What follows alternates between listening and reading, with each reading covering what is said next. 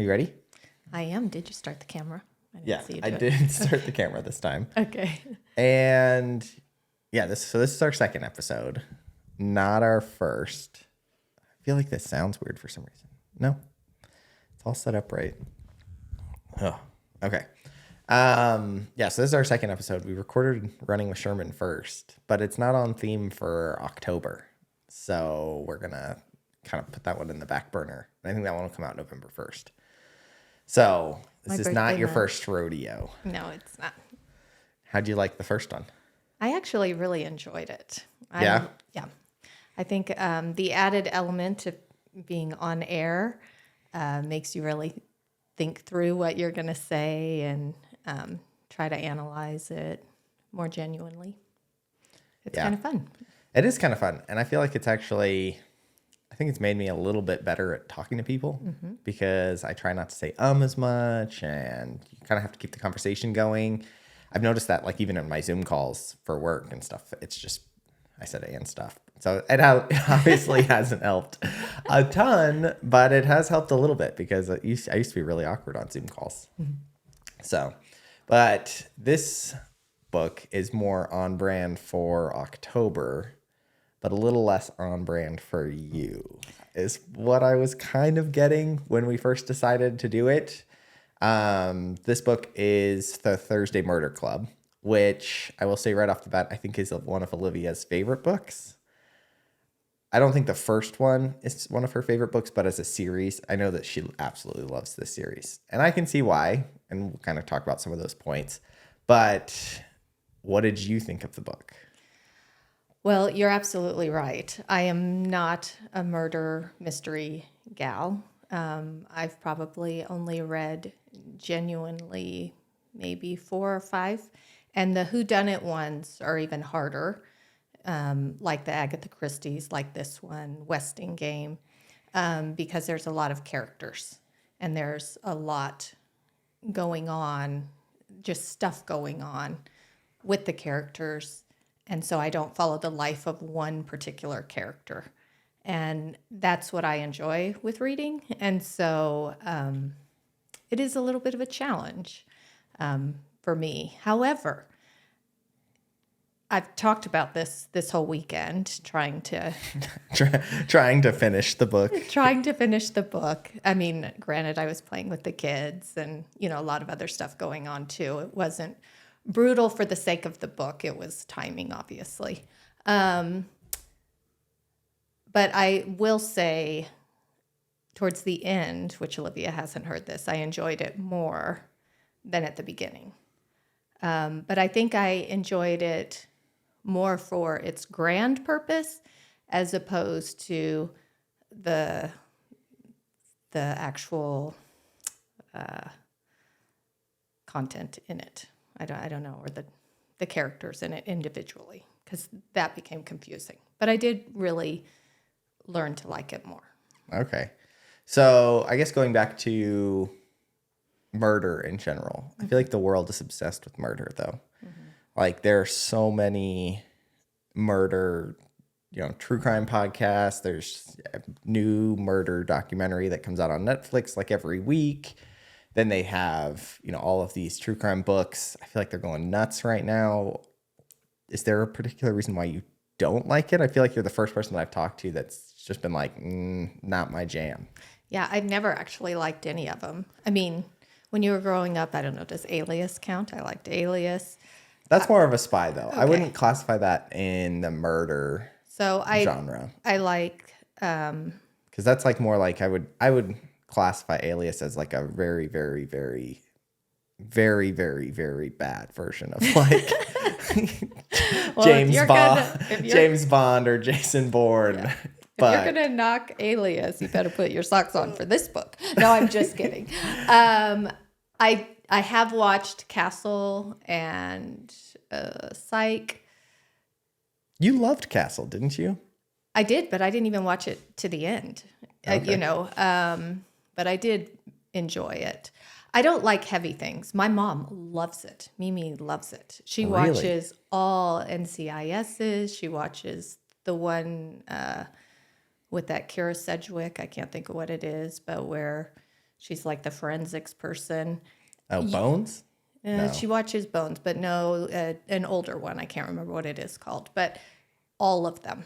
Really? My mom is into all of those type things. I guess they just make me sad for the victims more than anything. And so I don't want to watch it. Olivia's kind of that same way, but she's very picky. Mm-hmm. She likes when bad people get murdered. And then she's all about it. She's like, if I don't have to feel sad for the person who got murdered, like if they were cheating on their wife or they had stole a bunch of money or something like that, she's like, I enjoy the mystery. She's like, I just don't like when, Joe Schmo walking down the street gets shot and then now there's a mystery for whatever reason. Yeah, my jam is Hallmark. I sound very shallow then, but I mean, I do. I don't mind knowing the ending if I know the ending is a happily ever after. I live through rose-colored glasses. I mean, I read a lot of hard, inspiring stories of people with grit that get through things that I cannot even imagine. Those stories just fuel me. I love disaster flicks because I love to see people overcoming. Disaster flicks are a little bit closer to murder. No, because I love to see people being stronger than they think they are and being able to overcome. And I feel like in murder programs or things like that, it's not people overcoming. It's people, either the person who is committing the murder, they've given in to evil and hatred and sadness and then you have the victim. And so I like to see and I like to read about the human soul triumphing. Okay. So I am still a little bit shocked that you didn't like this book, though, because I feel out of the murder genre that this one leans pretty heavily towards Castle and Psych. Like if there was like a spectrum of murder and it went from like Saw to Psych, you know what I mean? Like, extreme all the way to just Psych, which is just two goofy dudes solving random murders of random people. I would say this one's way closer to Psych. Oh, like the characters are fun. The murder is not. Murders. Yeah, murderers are not it's not the focus of the story really at all. And in my opinion, I don't think that it was. I don't know. I don't think that was really what drove the story home. I felt like it was the characters and their kind of like witty banter and building up the characters themselves that really made this more of a fun read. I would agree. I would agree that it was a lighthearted murder mystery. Mm-hmm. And its intent was to bring humor to it, and the characters were delightful. Yet I found them underdeveloped. And so I think that because it was a murder mystery with so much going on, I mean, there was a lot going on. Yeah. We did get to know the different characters, but not on the level that I would like to in a book. If I'm going to sit down and read a book, I want to feel like I really know those individuals. In defense of him and those people that love this series, my guess is that happens in future books because generally speaking, the first book isn't the be-all, end-all of the series. It's kind of getting your feet wet and laying the groundwork. So I would imagine those relationships that I was hoping was in book one develop, but they weren't there for me in this standalone experience. Yeah, that's what I was going to say. Do you read a lot of series? Is that the right word? Series? I think it's just series. I've only read a handful of those as well. Because you've never finished Harry Potter, have you? No. You've never finished. I'm trying to think of like other big famous. Series. I'm not a big series person, and a lot of people at work read a lot of series. I tend to get bored. I think that whereas this one probably I don't finish television series. Whereas this one probably gains momentum, so I can see sometimes authors lose momentum. And so I just want a meaty, good novel. Standalone novel. Yeah, and I have read some. Yeah, because I think back to, I recently reread Harry Potter, and that's kind of like, in my opinion, the gold standard for a series. And although it was fun to be back in Harry Potter, I was actually shocked at how little Harry Potter developed in just the first book. Oh, yeah. Like as characters, as people that, I mean, like individual characters, I felt like were very underdeveloped. Story-wise, I felt like the world was very underdeveloped. I was kind of like almost shocked because I look at Harry Potter as like one giant set of whole, like world building, all the characters. You end up loving the characters, and you just kind of feel like each book has a story, but that's not really the only thing that each book brings. It's not just the story. It's also like compounding your love for each of those characters as you move throughout the stories. Well, what I love about series that are done well, which I know Harry Potter is done very well, that is also out of what I enjoy reading, but it is on my bucket list to read with my grandkids. A series that is done well weaves things throughout the entire series that relate back to the first book. Yes. So it takes planning, it takes organization.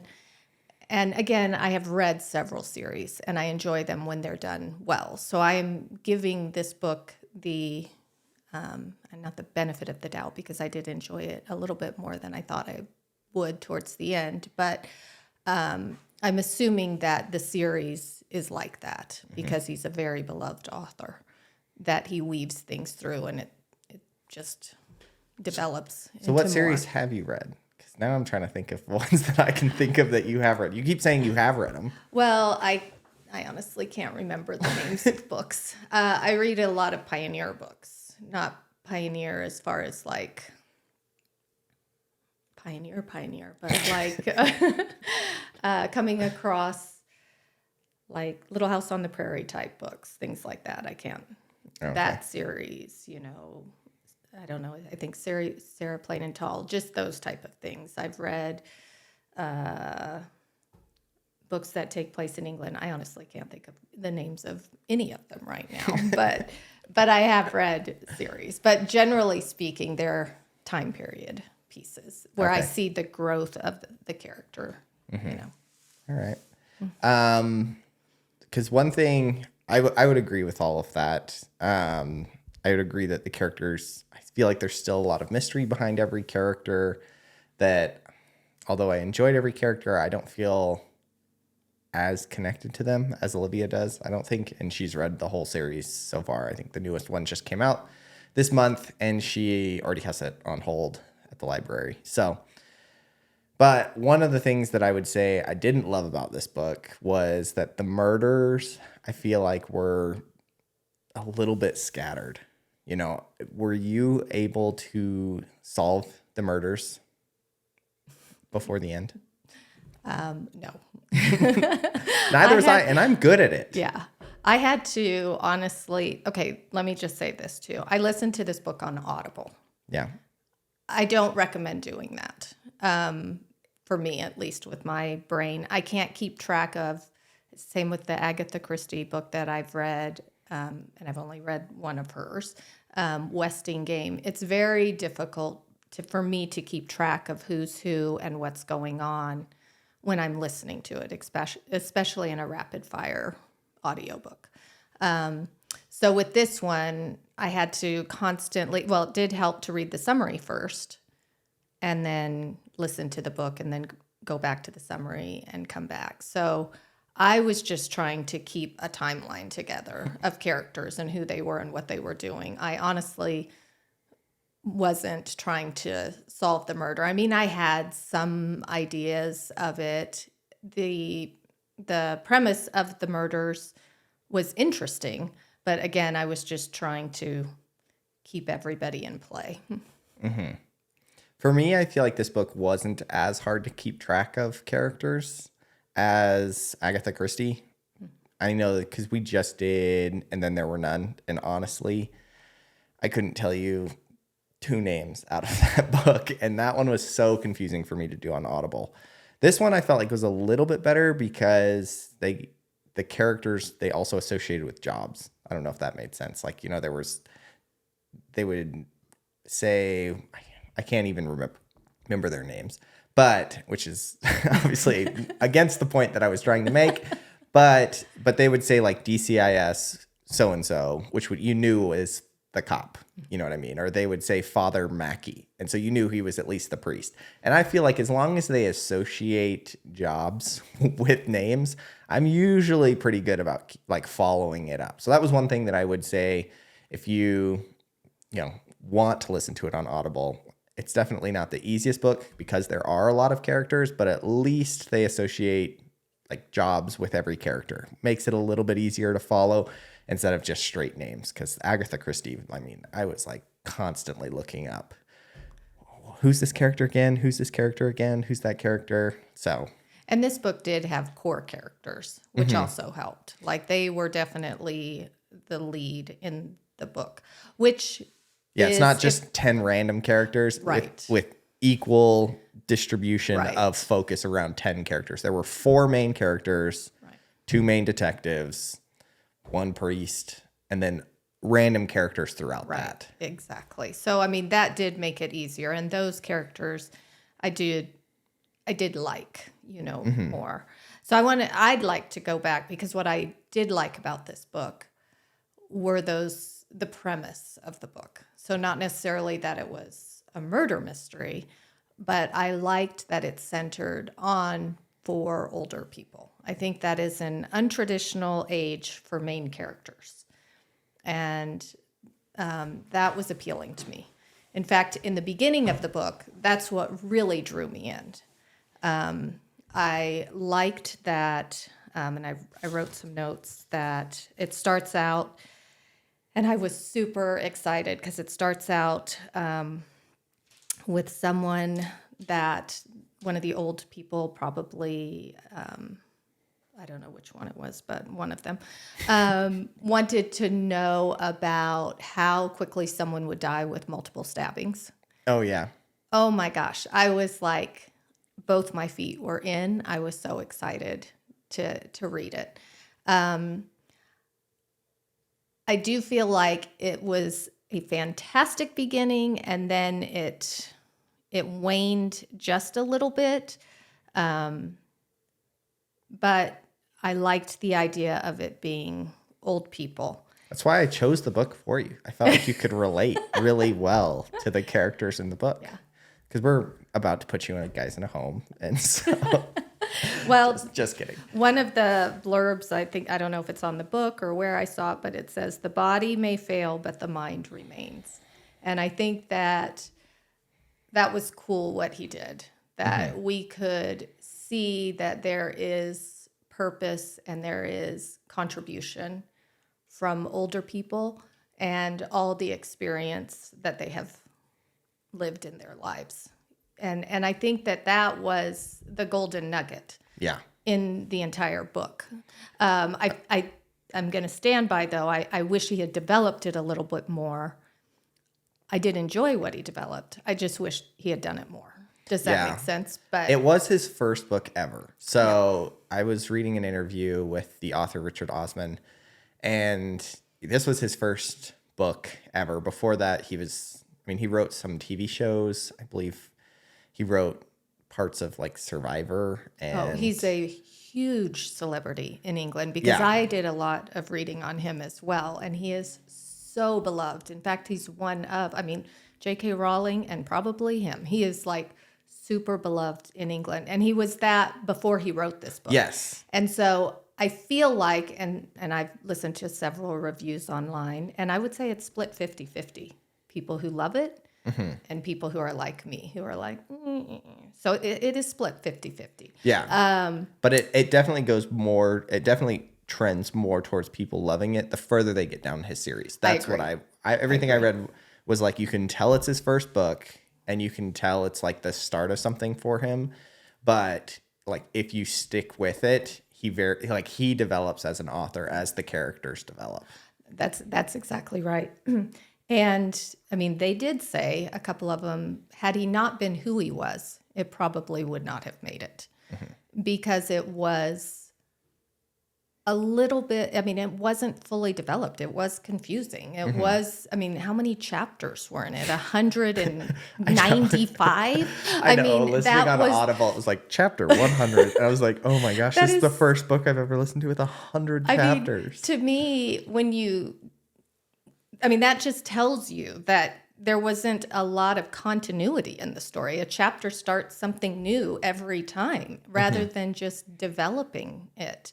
A lot of his book was in dialogue, and that's fine, but that also doesn't allow for a lot of character development beyond that. And again, I think that I'm sure got better. Who would you say is the most developed character?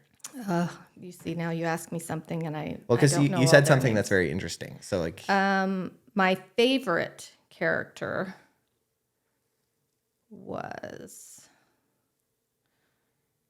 Oh, it's going to take me a second. just describe Joyce. Joyce. Yeah. Interesting, because Joyce is the only character in the whole book that has first person perspective. Yep. So the only character that you ever hear their thoughts and not just dialogue is Joyce, because of her diary. So she writes in her diary. A couple of the chapters are her diary entries.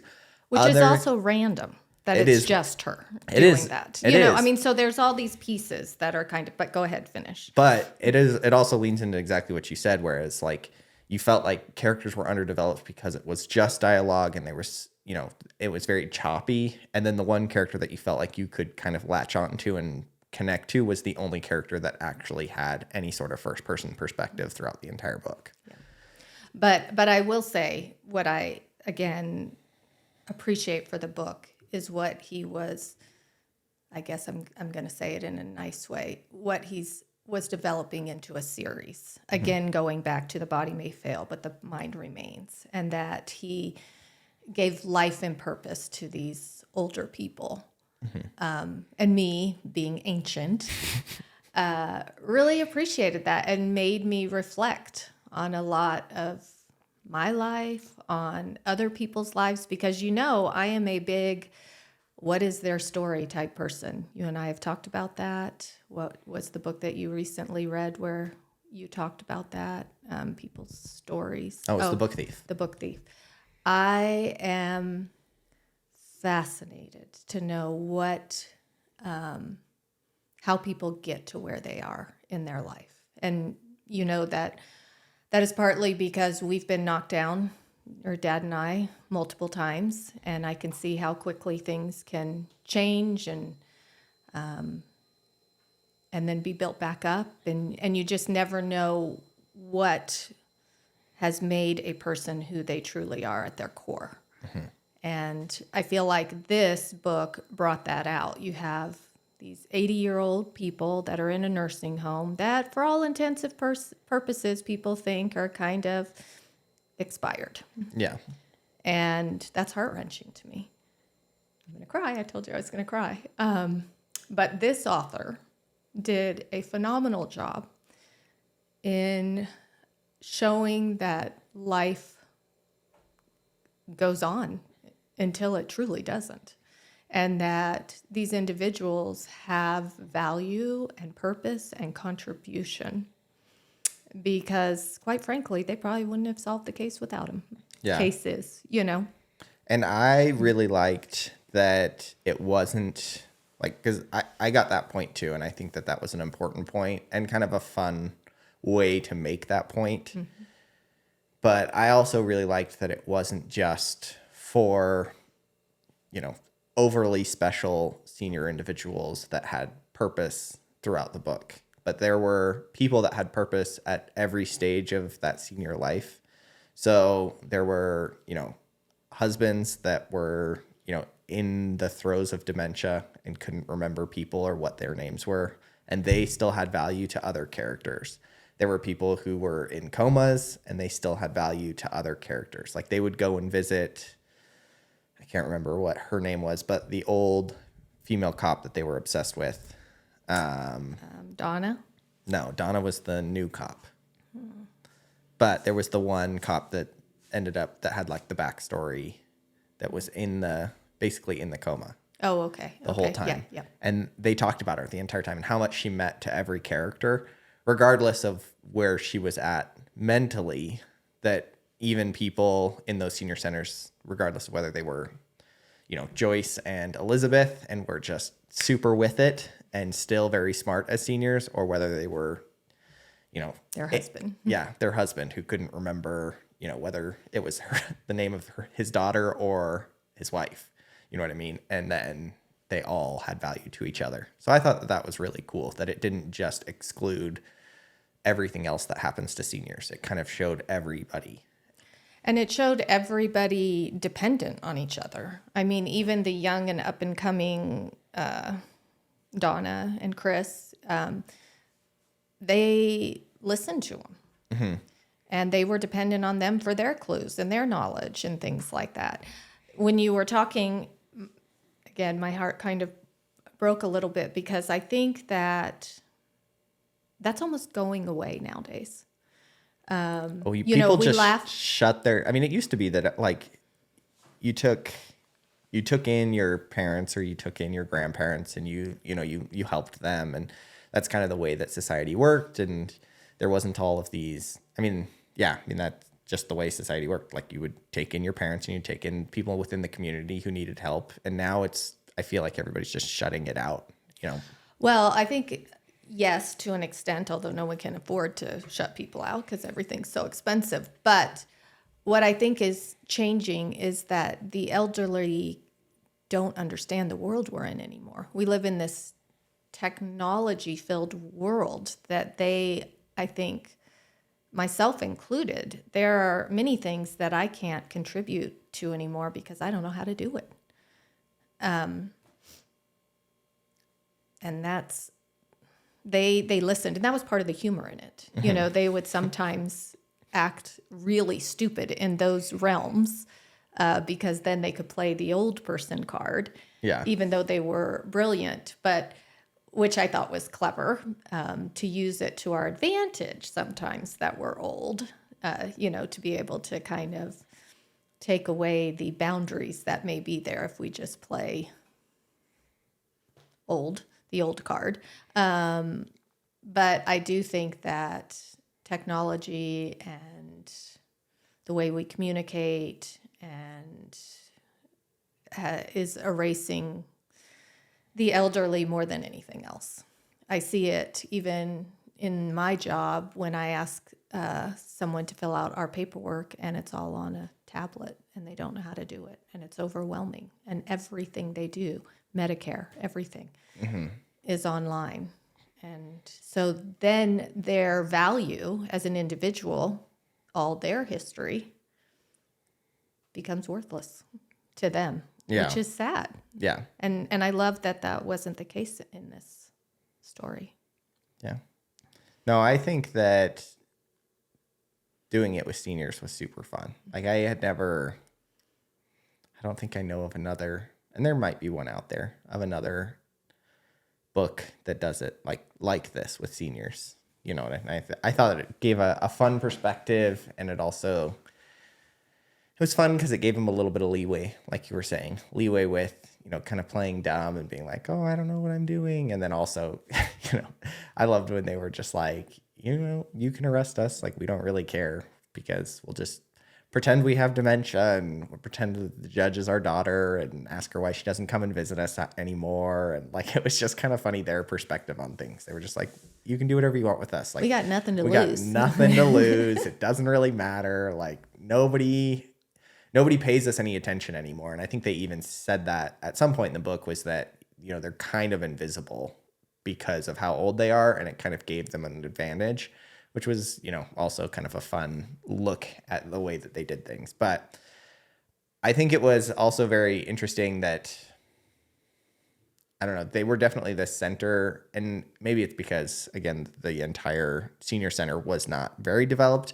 But to me, it seemed like they were the center of the senior center. Like they were very involved in a lot of different things. And I think that just kind of goes to show like the need for hobbies even at a senior age. And I know that that's something that you're very passionate about. Yeah, I think the fact that they had their Thursday murder club is brilliant. I'm sure that's because if you look at typical 80-year-olds, no offense to anybody out there, but your body does start to shut down a little bit. You know, if you don't feed it mentally and physically and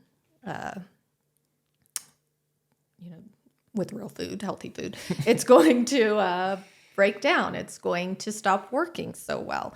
And I do agree. I think that they they were able to, I guess it was more believable that they could solve these real crimes because they had kept their mind in that realm in their Thursday murder club for so many years. You do have to do that in order to keep your mind spry. Yeah. So, yeah, I would imagine that other 80-year-olds in that nursing home and even 60-year-olds were probably not as sharp as they were. I know. One of the things that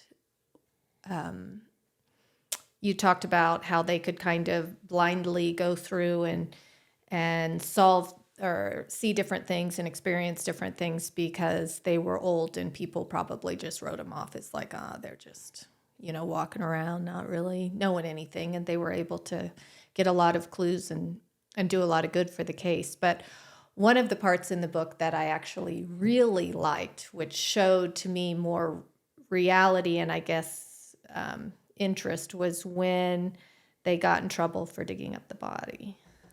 Oh, yeah. I actually really, really liked that 4-page chapter.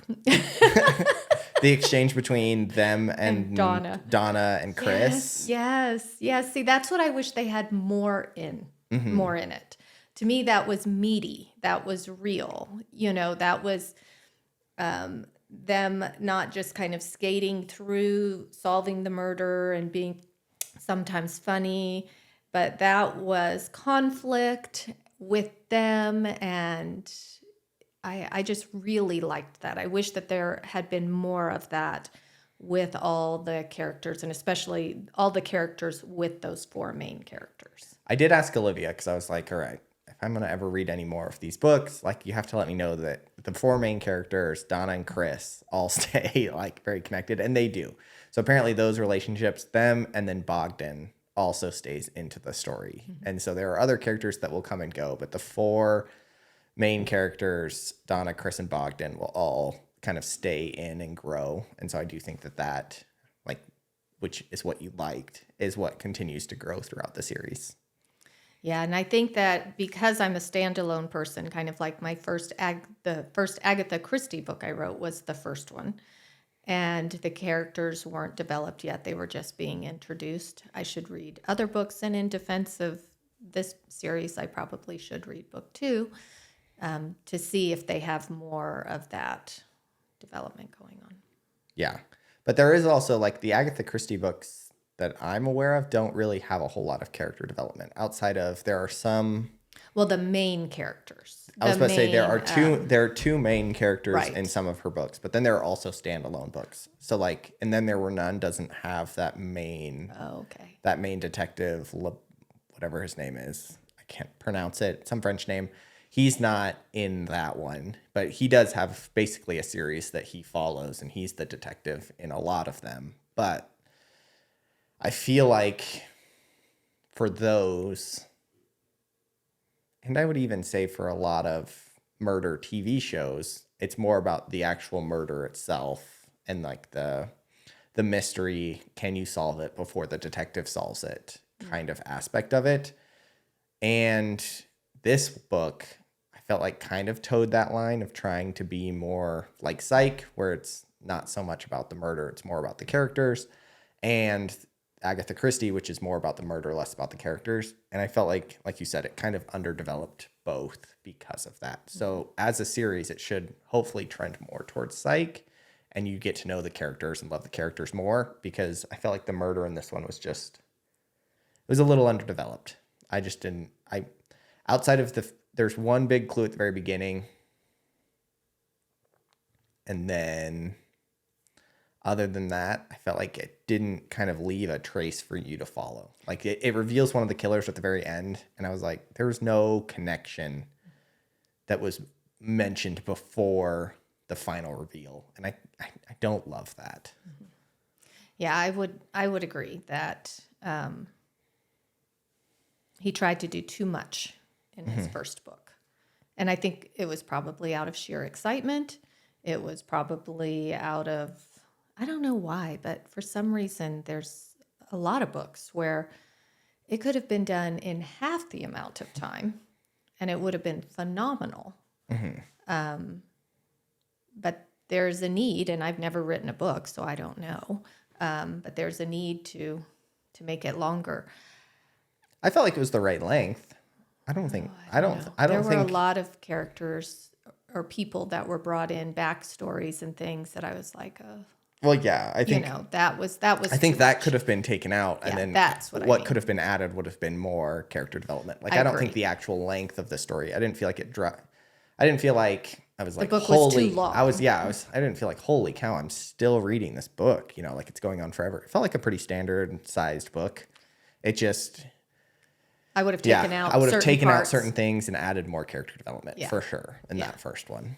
Yeah, but I did like it. I will say I liked it better than the Agatha Christie first book that I read and the Westing Game. Okay. So I mean that's a pretty big deal. Yeah. He was also, which I found interesting, 50 when he wrote his first book. I always feel like this it? Yeah, this was his first book ever. Yeah. He was 50. Because this just came out a couple of years ago. I mean, that's so ancient. In your book. I mean, it is old. You're 50. I mean, you shouldn't be thinking about it. No, but I think that that's interesting that, you know, he writes a book about seniors and all that they can do and then kind of enters this next chapter of his life very late in life too. Mm-hmm.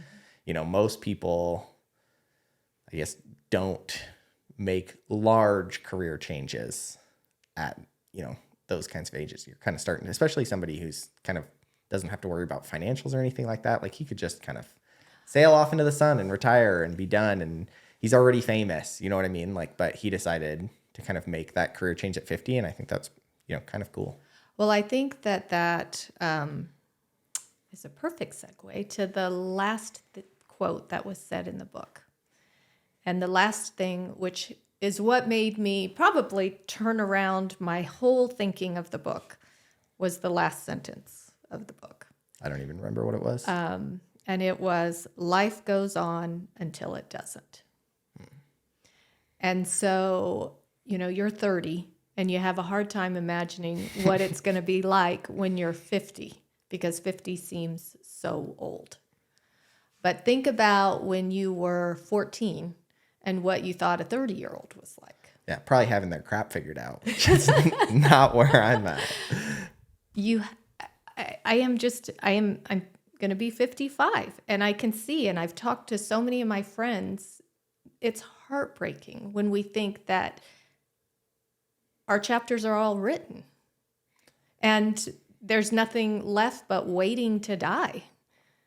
And yeah, experiencing life with your kids and your grandkids, but individuals, we have to have a purpose. We have to have something that we push forward and we drive and that brings excitement. I'm facing that with your grandma, Mimi, who has done everything to check out. Yeah. She's just in her home, her and Happy are just in their home. They don't do the things that they used to love. They barely watch even television. They have a couple of apps on their iPad that they do. But even then they're mindless and they don't know how to do anything else of any value on the iPad. And they are so sad. Mm-hmm. They are so sad, and they are so laden with health difficulties because they're not out living. And so out living and doing thing is feeling pride in your life and facing challenges and overcoming it and pushing yourself and growing mentally and physically and emotionally. And so I can see why a 50-year-old man would go from, great success as a television entertainer to all of a sudden saying, I've done that.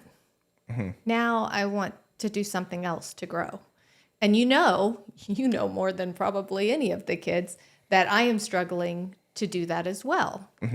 And it's not because I, want any type of accolades or mountains of money or anything, but I need to feel progression. I need to feel the growth. It's essential.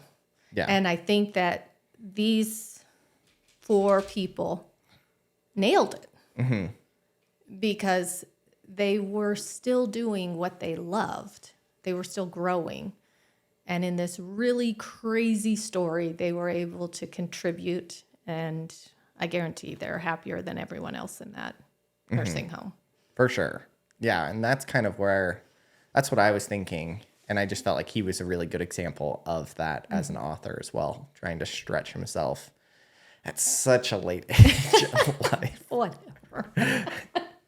I can't wait till you're 50. And I will still be there. But would you say that it is harder to do things to go out of your shell and start new things at 55 than it was when you were 30?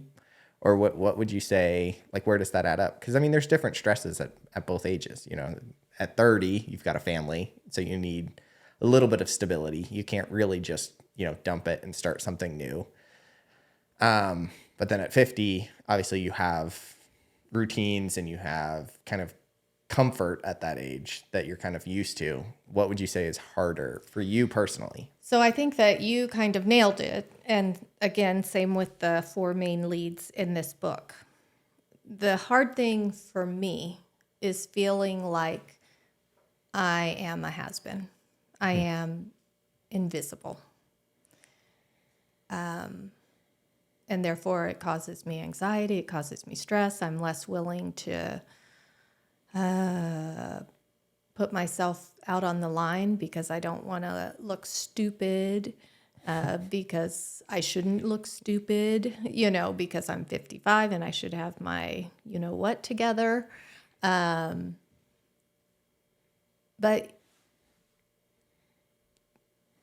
you just got to do it. You got to be like these guys. See the humor in it and just roll with it. And sometimes grab the stereotypical cliches of being old and use it to your advantage and laugh about it. And then other times rock everyone's world and hit it out of the park. I'm not there yet because I need to figure out, I probably need to accept where I am. And not look back as much, but look forward. Yeah. I think that is an aha moment on Blackley broadcast or podcast. Looking forward. Yeah. And living life. Because life does go on until it doesn't. Just do it and don't worry about it. And be who you are and...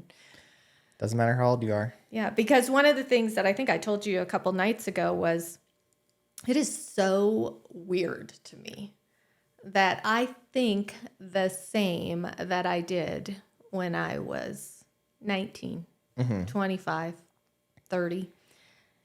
I may forget a lot more and I can't remember names.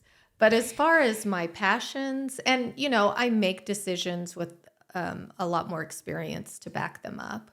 And I definitely have more empathy than I had when I was that age. And I definitely love is the greatest thing, know. So I've definitely learned a lot. But deep down at my core, you're still obsessed with Travis Kelce and Taylor Swift and dumb celebrity relationships, just like always when we were growing up. Yes. Yes, and that's how they are. Deep down, 85 years old, they're still their same quirky selves. You don't get rid of that quirky self unless you let it go. So be true to who you are and just have fun with it. Don't take life too seriously. And they obviously didn't. They were like, what are you going to do with me? Yeah. I don't even care. And Yeah. they were just living it. And that was the best part of the book. That was the fun. That was the gold Yes. of this book. And if he developed it more in the series, then it may be a series I'll have to finish, because I did really enjoy that. And you know what? Hopefully he laid a precedent that other people will. I mean, there's The Life of Uwe and a couple other books that really have just put the elderly in such a positive, beautiful light that they have so much left to give. And to those authors, including this one, I'm grateful. Yeah. So speaking of looking forward, if you had to solve a murder and had to choose 3 people in the world to solve it with you, and they could be anybody, celebrities or anything, what 3 people would you have to solve a murder with you? That's so hard because I know of nobody. Let's see. Probably.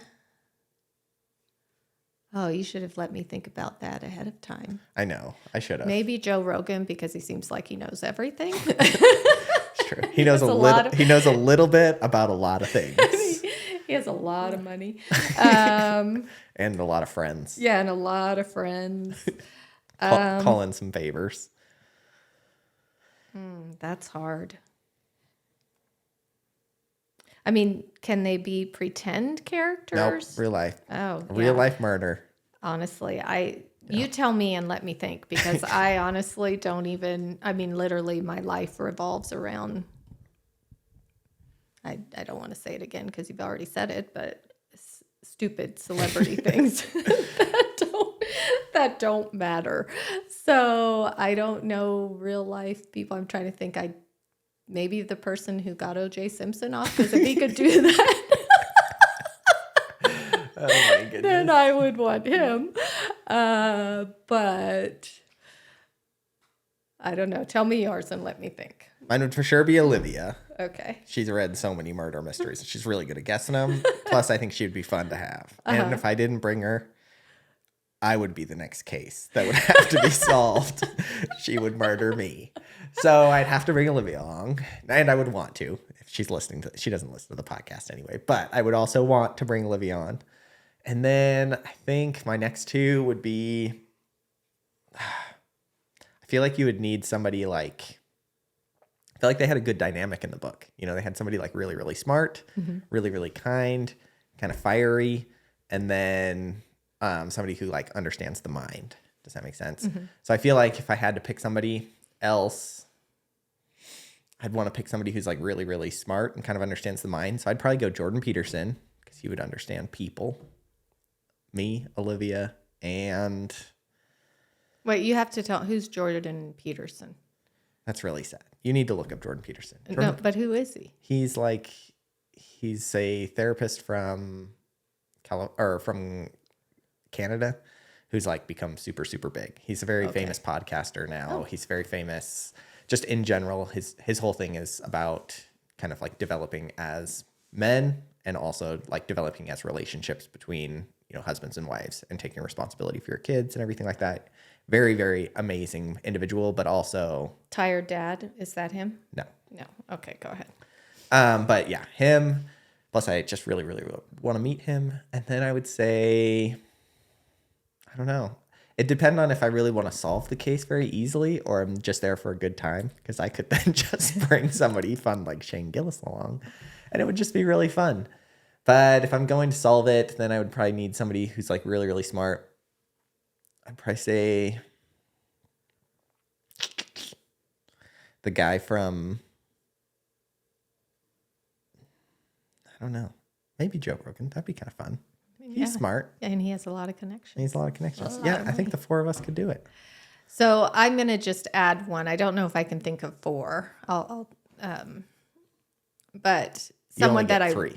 well, okay, so three, but I don't even know that I can think of three legit ones. But someone that I would want on it is Dr. Curtis, Really? which sounds weird. One, she did do the forensic teeth identifying.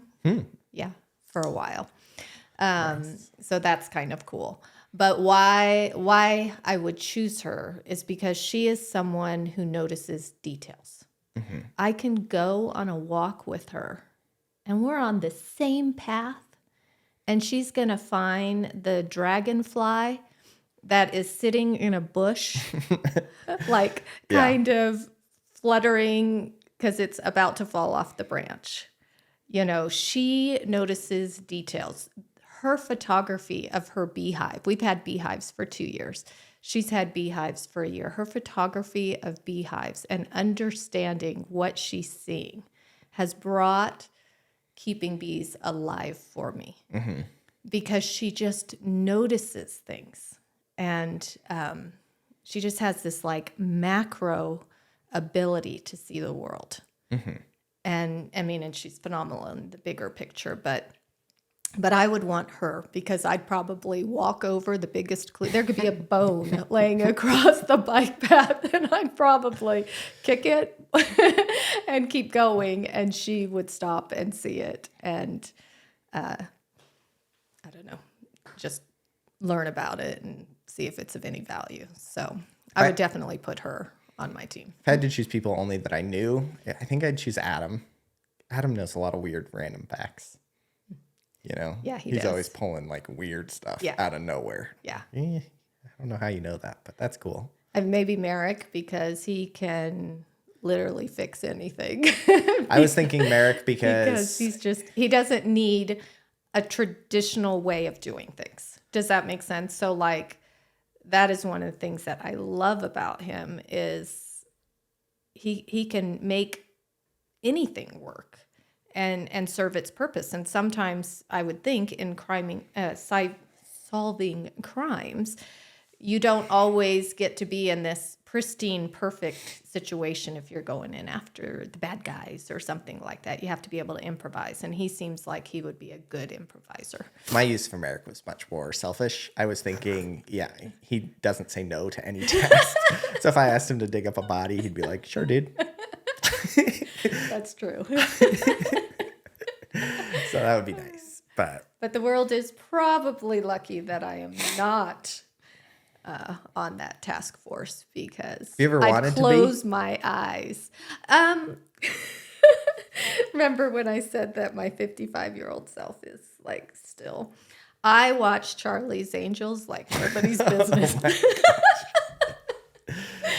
So I gotta say, yeah, I did. I used to think it was really cool. And I actually considered it when I was in college, just becoming a private investigator, because anybody can become a private investigator. Really? Yeah, it doesn't take anything. You can put a sign up and you're a private investigator. You better know what you're doing. I mean, they might have some rules, but essentially it's that easy. You don't have to be a cop. that'd be kind of cool. Yeah, no, you don't have to be a cop or anything like that.